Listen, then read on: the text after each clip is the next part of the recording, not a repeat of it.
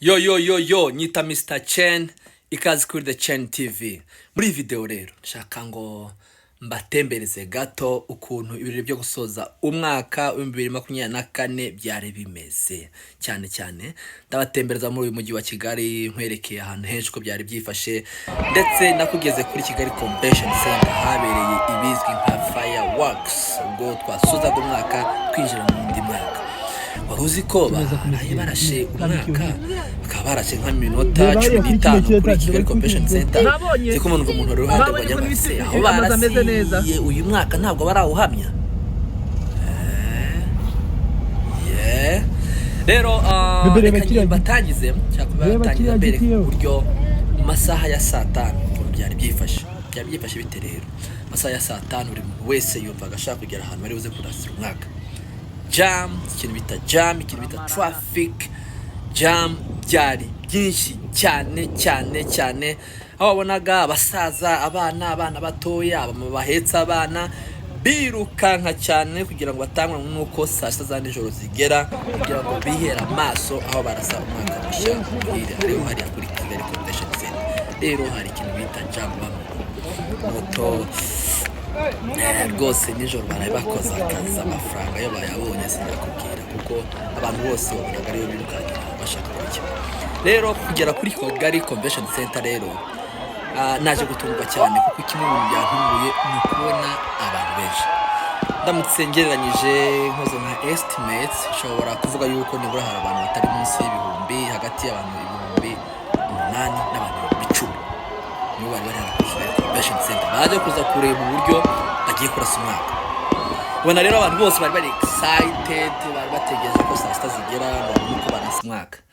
Rero saa 6 rero za nijoro zaje kugera, ubwo igikorwa cyari cyahuje imbaga nyamwinshi kiba kiratangiye. Rero baratangira bararasa abantu ba excited, bararasa abantu barishima.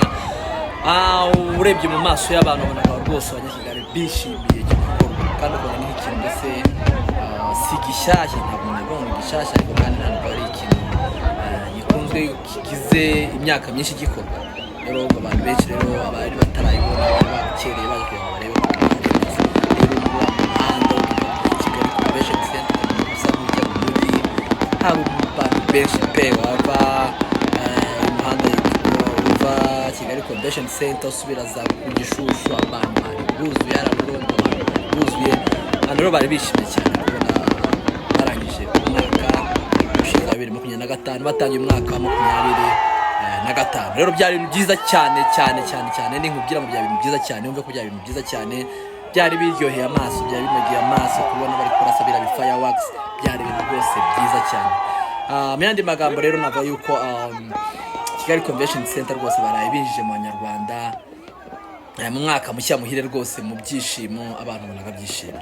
Rero akaryoshye ni gahora mwitama muri minota 15 cyangwa 20 byaje guhagarara. Rero abantu batangira gusubira mu zabo rero kuva handi uva Kigali Convention za Kimironko kujya mu zabo Rwanda hari pe nijoro nayo mbonye baraye bakoze akazi gakomeye cyane wo gushimira cyane n'inzego z'umutekano kuko bari bafunze umuhanda wose wa Kigali Convention Center.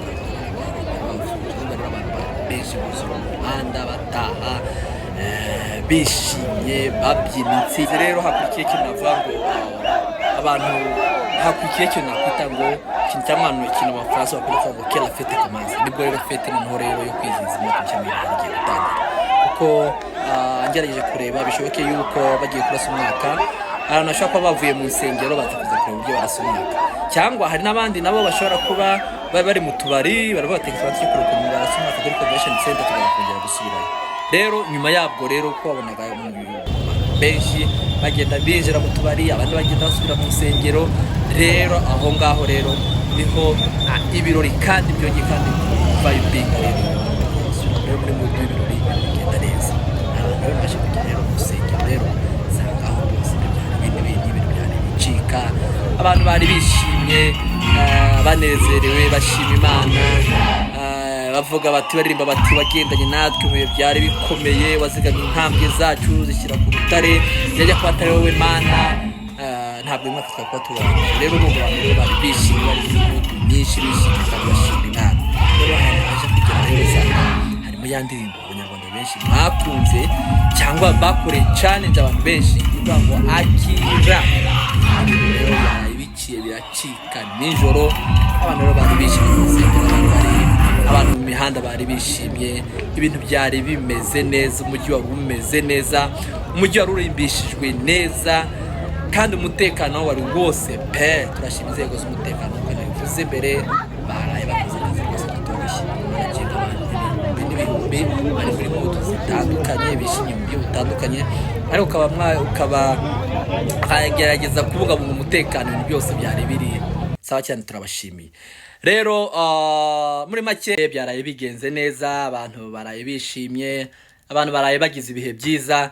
Kandi n'ikindi tutabura gushimira umujyi wa Kigali rwose wari utatse neza pe. Umujyi wa Kigali wasaga neza, amazu yari dekore neza, ibintu byose byagaragaraga neza, ibintu byose byari bimeze neza. Nzego z'umutekano nkuko nakomeje kugenda mivuga zari zibihagazemo neza. Turashimira rero abantu bose, turashimira nzego z'igihugu zose zaraye zitumye abanyarwanda twinjira mu mwaka mushya muhire mu mutekano no mu mutuzo. Rero dusoje tuyifuriza umwaka mushya muhire n'intangiriro nziza z'uyu mwaka mushya muhire. Ibiganiro hano kuri The Chain TV nakagaruka. Ciao ciao. Imana ikomeze ibarinde kandi ikomeze bakubagirira neza.